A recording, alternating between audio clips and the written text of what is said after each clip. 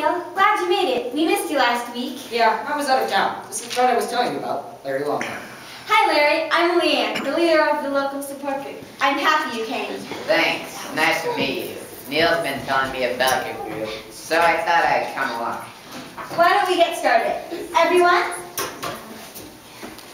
Hi, everyone, and welcome to the Bubble Wrap Poppers Anonymous. Hi, Leanne! Let's open with our positive affirmation statement, shall we? Everyone, read together now. I am a recovered bubble wrap popper. I choose not to pop today. The bubble wrap does not control my life. I am in control. I love myself, not bubble wrap. Amen. I'm very happy to announce we have a visitor today. Larry, please stand and tell us a little about yourself. Hi everybody. My name's Larry and I'm happy to be here.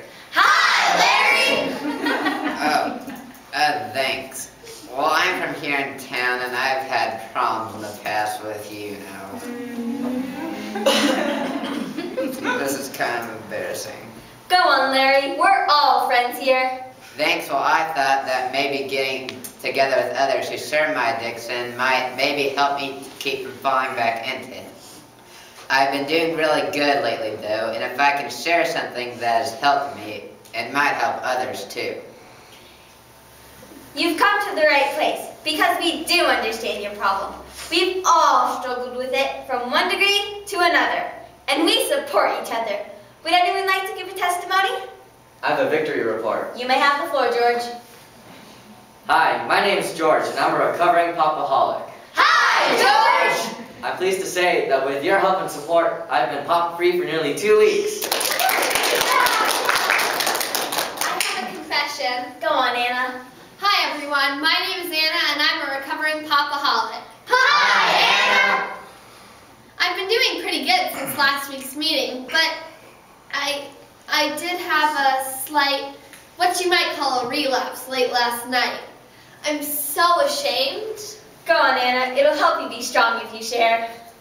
Well, I was doing okay until the mailman delivered a CD I had ordered. Came packaged in bubble wrap.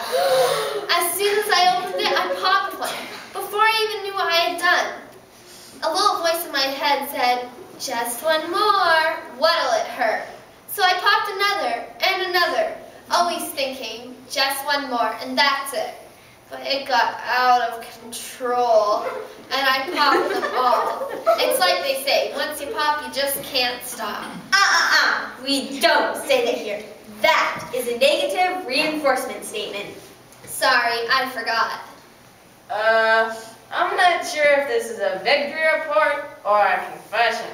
I'm sort of confused. Go on, Jake, and share it. Maybe we can sort it out. Well, hi everyone. My name's Jake. Hi, Jake! Well, actually I haven't tested real bubble wrap in about a month. But I've been visiting this one website where there's virtual bubble wrap, and you can pop them using the mouse. I don't think there's anything wrong with it. I mean, I'm not popping real bubble wrap, just doing it online, imagining it. It's almost the same without the real bubble wrap. There isn't anything wrong with it, is there? Isn't it just a harmless outlet? That's a very good question, Jake. Let's discuss it. Any thoughts? I don't see anything wrong with it at all. I mean, if it lets you do something you enjoy without actually doing it, where's the harm? I agree. It's not real bubble wrap. It's just pretend. Who's it hurting? Jake, does this site cost anything? Well, you can pop the small virtual bubbles for free, but if you want to move on to the big bubbles, you have to pay a small fee, not much, just a few cents per bubble. Really? What's the site address? www.virtualbubble. Let's wait until we reach consensus. Anyone else? I don't think it's such a good idea. Jake, do you find yourself visiting this website often? Yeah, pretty much every day. Actually, it's more like several times a day. Well, really, it's more like 3 or 4. Pretty much every chance I get. I'm up to spending $20 a day on the big bubble action now. Right, you see, it's just as addicting as a real thing. Something I've learned lately is that the problem is in our hearts and minds. That's where the addiction comes from. Not just a piece of air-filled plastic. I think that whether it's real or virtual, the fact and the need is the same. I think you'll start to see that you pay a high price, financially, mentally, spiritually, and in your relationships. Yeah, I can sort of see what you're saying. My family does seem to suffer when I go on bubble binge, even online. Yeah, I think others in my family are starting to pick it up too.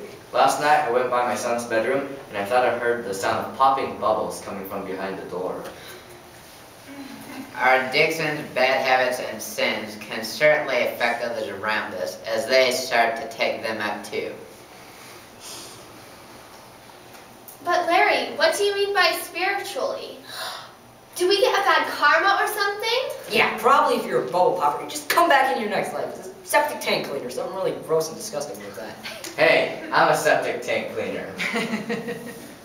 No, nothing like that. What I mean is, as a believer in Jesus Christ, addictions to sin is something that can keep us from having an active relationship with the Father. I'm sorry, Larry. We can't bring religion into this. It has no place here. Huh? Why would you say that? That this isn't a religious support group. We get a large part of our financial aid from a government grant. If we started allowing religious discussions, we would lose our funding. Then what hope can you offer to people trapped in an addiction to sin? We don't call it sin, but a sickness. The term sin implies a responsibility to some God of which we have no knowledge. But the term sickness implies a physical or mental cause, which can be treated by proven theories and positive results. Well, I heard to burst your bubble in.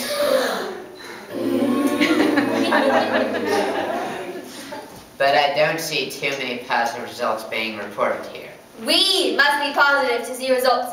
Remember our statement, I am in control? I am in control. Well, if everybody's invited to share their victory testimony, here's mine. I am able to overcome with the help of Jesus Christ, who said, without me, ye can do nothing. Paul said, I can do all things through Christ who strengthens me. Truthfulness is an important part of dealing with an addiction. Truthfulness with yourself and knowing the truth about yourself. Jesus said, I am the truth. If you know him, he not only shows you the truth about himself, but about yourself. And then you can begin to deal with the problem areas. Accountability to other believers who can help and pray for you is invaluable also. You know what, people? I think Larry's got something here. I've tried and tried myself. I'll stop for a while, but then fall right back into the same self-destructive patterns. I need something, or someone, to help me from within. I think we should hear Larry out. Maybe he can help us. Yeah, let's hear more, Larry! This is new to us. Preach it, brother! As the leader of this support group, I am afraid I need to get this discussion back on track.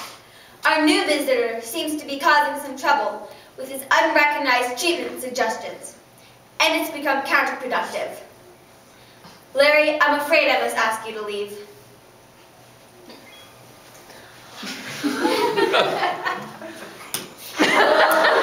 Are you serious? The censor guidebook clearly prohibits anyone using this group to proselytize or influence any toward a specific religious affiliation.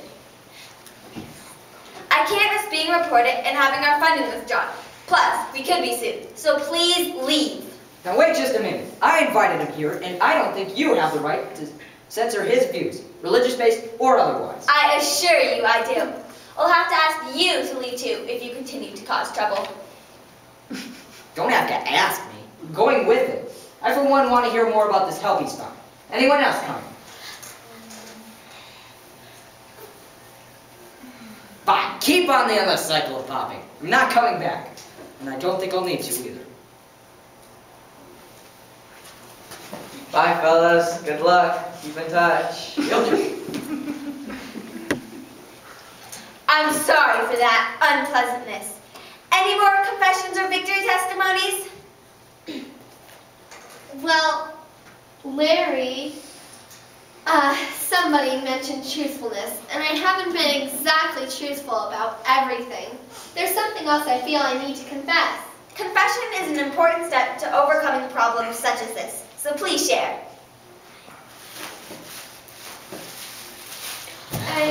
I brought some with me just in case I couldn't help myself and needed a bubble break. Please, let's have order. Quiet, please. Thank you. Anna, thank you for coming clean. Please hand it over for your own good. This support group isn't to help you support your habit, but to help you kick it. If anyone else here is not completely dedicated to stopping, you are in the wrong place. Take me, for instance. I lead this support group because I myself once had an addiction to the snares of the little plastic bubble. Who can resist the sweet, stress-relieving, crackling allure? Very few, but I beat it. I'm the living proof that you too can kick the habit.